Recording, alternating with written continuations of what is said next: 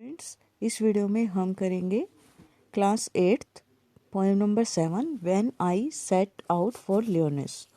लियोनेस जो है वो एक इमेजिनेटिव प्लेस है जो रियल में कहीं पर भी नहीं है, सिर्फ पोइट ने अपनी पोएम में बताया है। As a young apprentice architect, apprentice होते हैं नौसिखिया जो काम को नया नया सीखते हैं, आर्किटेक्ट होते हैं जो बिल्डिंग वगैरह के नक्शे वगैरह बनाते हैं। British poet and novelist Thomas Hardy once visited a Paris to supervise the restoration of a church. एक बार थॉमस हार्डी जो हैं, जो इस पोएम के पोइट हैं, एक बार वो पेरिस होता है इलाका, बस्ती, एक चर्च, और रिस्टोरेशन का मतलब होता है पुनर्निर्माण, किसी चीज़ को फिर से बनाना रिस्टोरेशन होता है। तो एक चर्च जो कि फिर से बनाया जा रहा था, उसका रिस्टोरेशन था, पुनर्निर्माण था। उसको सुपरवाइज करने के लिए, उसका निरीक्षण करने के लिए वो एक इलाके में जाते हैं। On his return from Paris, उस इलाके से वापस आते हुए people noticed two things about him, दो चीज़ें उनके बारे में नोटिस करते हैं। A new glow in his eyes, first थी कि उनकी आंखों में एक नई चमक थी, and a crumpled piece of paper sticking out of his coat pocket, और उनकी कोट की जेब में एक मुड़ा हुआ कागज का टुकड़ा।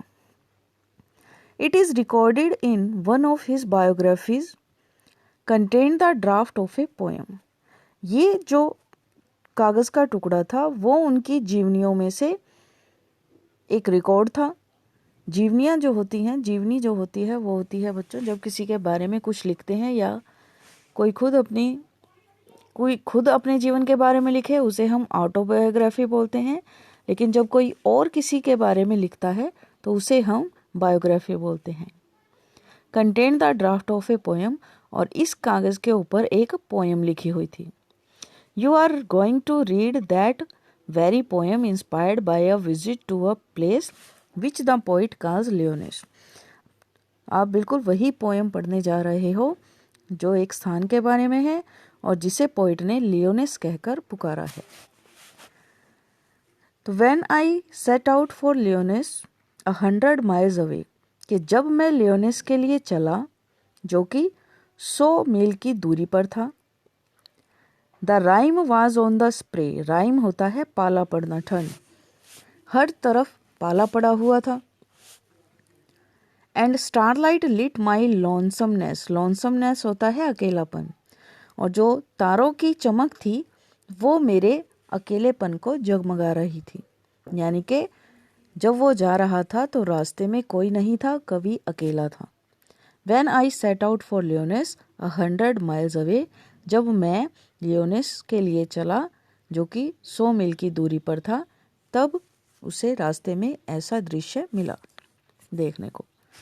What would be chance at Lyoness while I should sojourn there? Sojourn होता है ठहरना, बेचांस का मतलब होता है बच्चों घटित होना,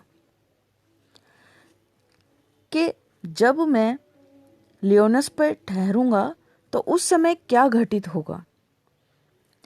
no prophet durst declare, durst मतलब होता है साहस करना, डिक्लेयर मतलब बताने का, प्रोफेट होता है भगवान, पैगंबर, कि ना तो कोई पैगंबर इसे बताने का साहस कर सकता है, nor did the wisest wizard guess, और ना ही कोई बुद्धिमान जादूगर, विजार्ड मतलब जादूगर, इसका अनुमान लगा सकता था।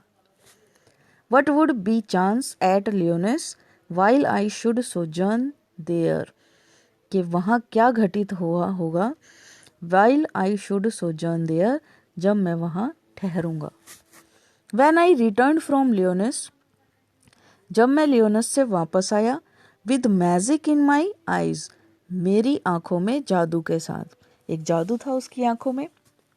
All marked with mute surmise, mute मतलब होता है मूक, चुप्पी के साथ, और सरमाइज होता है अनुमान लगाना, गैस करना। My radiance rare and fathomless, मेरी जो ये चमक थी वो रेयर थी, रेयर मतलब अद्भुत और फैदोमलेस मतलब बहुत गहरी। मेरी जो ये चमक थी आंखों की वो बहुत ही सरप्राइज करने वाली और बहुत गहरी थी। When I returned from लियोनेस with magic in my eyes, जब मैं आंखों में एक जादू लिए हुए लियोनेस से वापस लौटा तब। तो आई होप कि आपको ये पोएम समझ में आई होगी। Thank you.